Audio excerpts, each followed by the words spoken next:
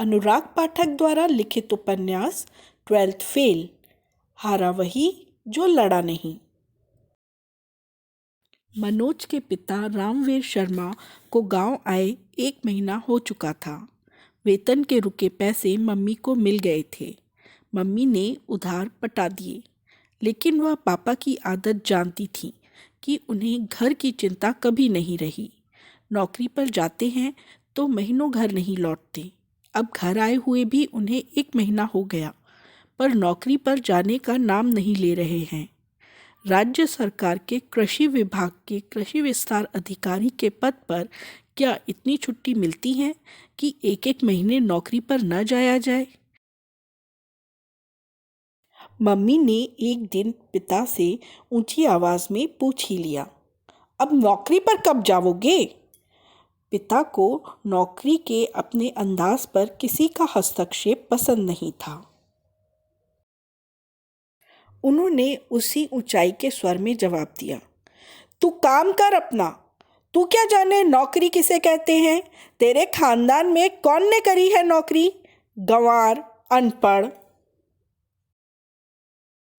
Mummy अपने खानदान पर पिता के कटाक्ष से तिलमिला गई। मेरे खानदान में तो ना करी, पर तुम कैसी नौकरी करे हो मैं जानती हूँ। साल साल भर गायब रहते, यहाँ कौन भरोसे छोड़ जाते हमें? लेकिन पिता इस तरह की खरी खोटी से डिगने वाले इंसान नहीं थे। वे मम्मी की तरफ ध्यान दिए बिना सरकारी कागजों को पढ़ते रहे। तभी उनका भाई श्याम सुंदर आ गया। श्याम सुंदर ने पलंग पर बैठते हुए अपने बड़े भाई रामवीर को संबोधित करते हुए कहा, भाई साहब, मनोज फेल है गयो। उसे उम्मीद थी कि भाई साहब मनोज के फेल होने की खबर सुनकर दुखी हो जाएंगे, लेकिन वह अपने भाई की इस सूचना से अप्रभावित रहे। उन्होंने अपने सामने फैले कागज समेटकर पलंग के नीचे रखे संदूक में जमाए और उठकर जाने लगे। पिता के इस पलायन को देखकर श्याम सुंदर ने अपनी खबर को अधिक मसालेदार बनाते हुए फिर से कोशिश की।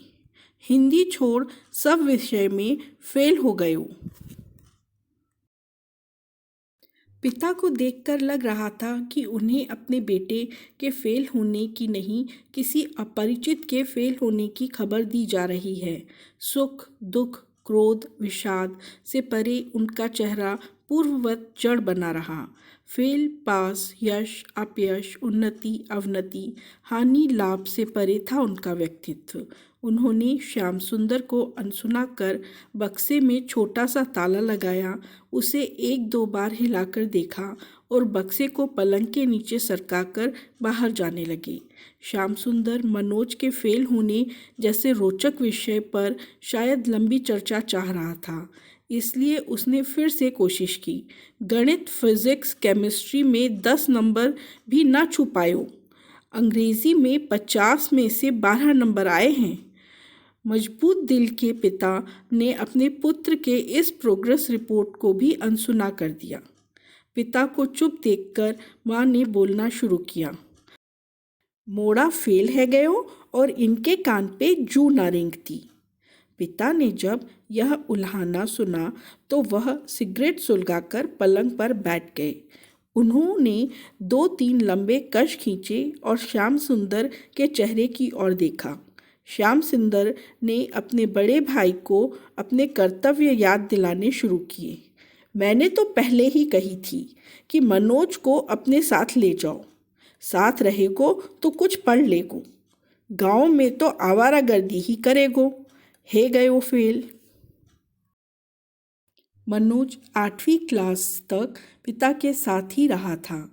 रायपुर, गरियाबंद और फरसाबाद में पूरा परिवार साथ रहा, लेकिन 4 साल से मनोज, कमलेश, छोटी बहन रजनी और मम्मी को गांव में ही रहना पड़ रहा है।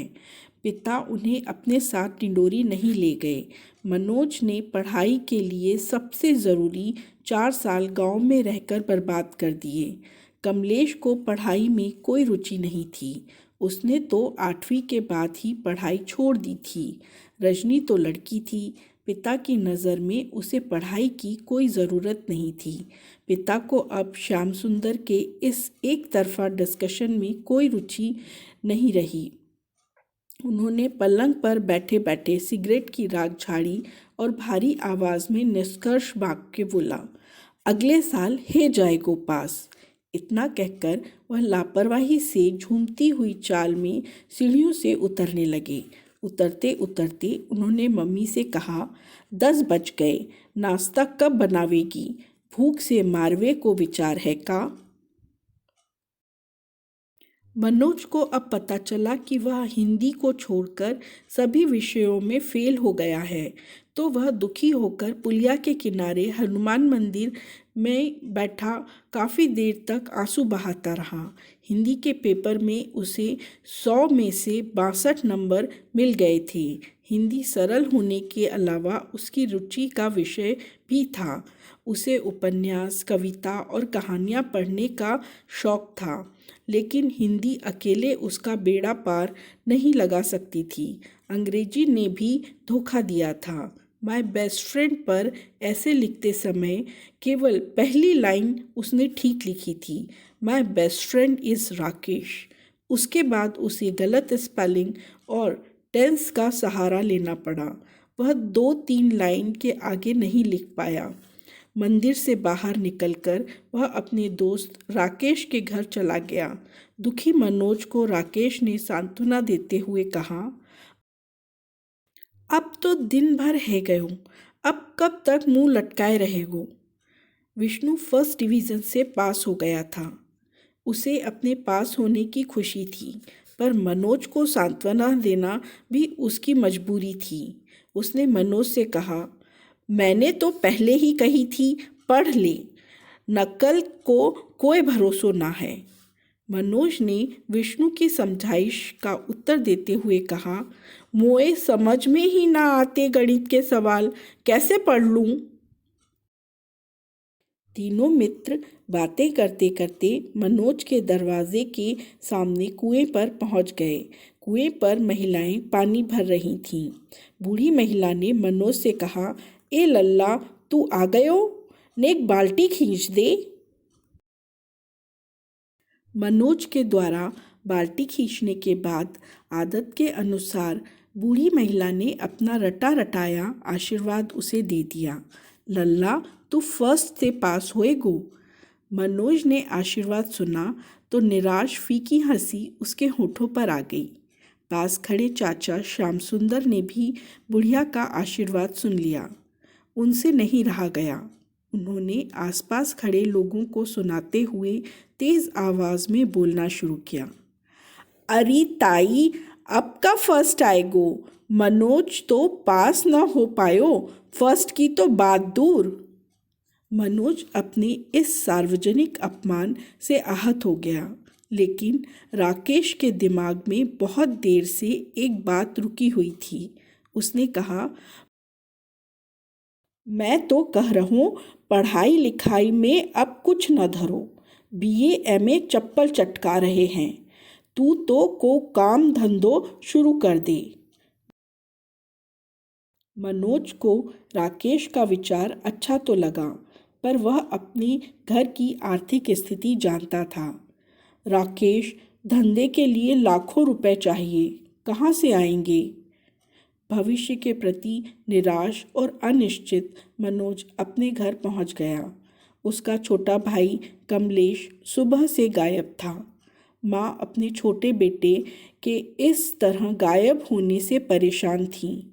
माँ ने पिता से अपनी चिंता व्यक्त की तो उन्होंने कहा, सवेरे आ जाएगो, परेशान न हो, तू रोटी बना। इतना कहकर पिता निश्चिंत भाव से छत पर टहलने चले गए। अगले दिन सुबह 7 बजे कमलेश आ गया। वह अपने किसी दोस्त के यहाँ जोरा चला गया था।